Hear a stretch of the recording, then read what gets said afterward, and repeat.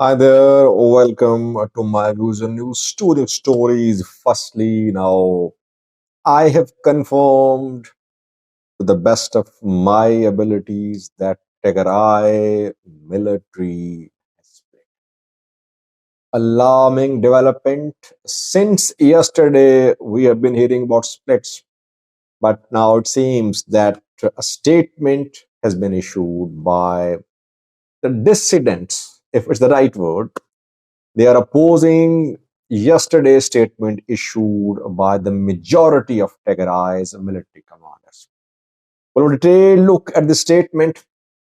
And secondly, uh, when TPLF split, it led to the start of political instability in Tigray. You saw what happened.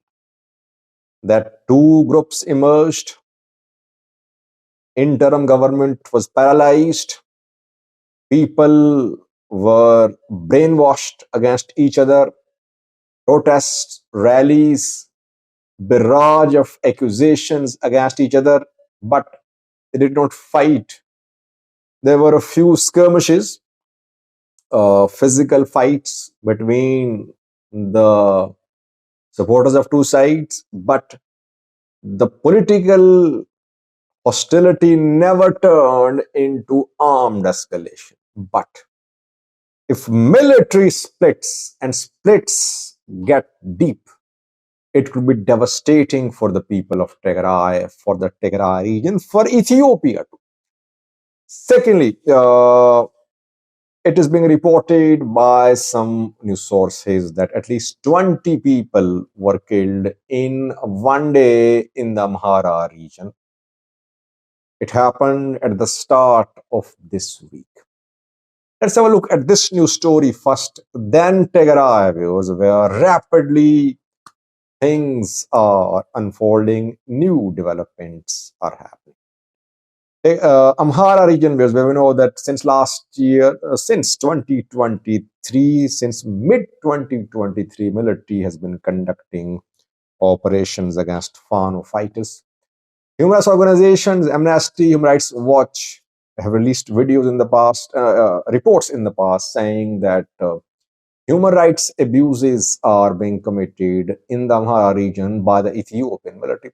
Ethiopian government rejected the reports of Amnesty Human Rights Watch. Now, according to some Amharic sources, on Monday, 20 people were killed extrajudicially in the Amhara. We're not talking about people killed in fighting between Fano and military. It happens, it has been happening for 18 months. Civilian killings, we were talking about. Extrajudicial killings, killings in broad daylight. According to some sources, on Monday, in two separate incidents, civilians were shot dead extrajudicially publicly by the Ethiopian military in two different parts of the Amhara. Firstly, in Alpha Wareda, Central Gondar, Monday, a day after Epiphany, security forces opened fire at a gathering of people there. People were celebrating a religious festival in Alpha Wareda. Ethiopian National Defense Force fighters accused the people of supporting Fano, of giving refuge and shelter to Fano, and they opened fire. They are reportedly 12 were killed in this incident. In broad daylight, people were killed. This is what is being reported. Second incident happened in West Gojam, Kwarat. Fano fighters have been in control of Kwarat.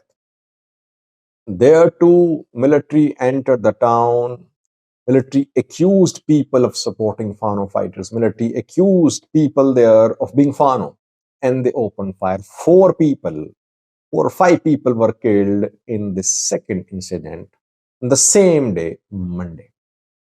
Around 20, around 20 were killed on Monday in two separate incidents. People say that these were purely civilian killings, extrajudicial. Killed are not Fano fighters. Killed are not supporters of Fano fighters. Just on suspicion, the military killed people in two different parts of region on Monday. No official word from the military so far, no official statement from the government so far about what happened in Alpha and Kwarat on Monday. Now, secondly, it seems the Tigray military has split. Now, it's very clear that two groups are emerging in the military.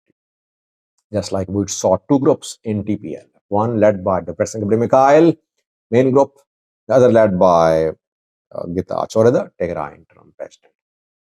Military's main group is supporting TPLF. The Bratsen group, it issued a statement yesterday. Some journals, I said yesterday, walked out of the meeting. It has been confirmed now that some journals, they walked out of the meeting and they have issued a statement. The statement is now being quoted by several sources. It has been almost confirmed. Whenever I look at Eritrean, alleged Eritrean involvement too in this ongoing political chaos in Tigray, which is being claimed by some activists. The dissident group of officers of the Tigray military says that Tigray military is military. It's not a political party. Military leadership should establish military. They shouldn't establish a political party. Their mandate, their mission is not to support one political party. It's not their mandate to call the president enemy and remove him from power. It's against their mission. If these activities don't stop, it will lead to destruction of the people and the region. That is why these activities must stop now. This is what the Tigray's channels are saying, who are not agreeing with the main group. What will these channels do? Question is. So far, statements being issued, both sides flexing muscles. Getachew was supposed to chair at cabinet meeting. No statement has come so far. Military spoke just once yesterday. No statement after that. TPLF totally silent. Not a single statement from TPLF. Debate seen so far. Getachew holding discussions. TPLF holding discussions. Military meeting as well. So key developments are expected today. Meanwhile, Eritrea is being dragged into this conflict, which is basically an internal conflict in Tigray. Getachew supporters are claiming that the Bratsen group is working in close collaboration with Eritrea. That channels of Tigray are working in collaboration with Tigray. They say that channels have been involved in smuggling of gold through Eritrea. And they claim that Eritrea has a sort of diplomatic presence in Tigray. Alarming if true. They say in Shire, Eritrea has a diplomatic presence. The group of Eritreans based in Shire, who are government people, they are in contact with TPLF and TDF. And they claim that a senior TPLF delegation visited Eritrea recently. They're trying to drag Eritrea into this conflict. They're claiming that the Bratsen group and the channels who are supporting the Bratsen, they are backed by the Eritrean government, Eritrean military. So this is the time to stop them, otherwise they will destroy Tigray. This type of narrative is being built by pro-Getachew supporters. The Bratsen supporters happy. They wanted military to be on their side. For months, they have been urging the military to support them. Getachew has been asking the military to stay neutral, to just fulfill its constitutional duty, while TPLF has been asking military to support it. They have got the support now. That is what they're waiting for, the outcome.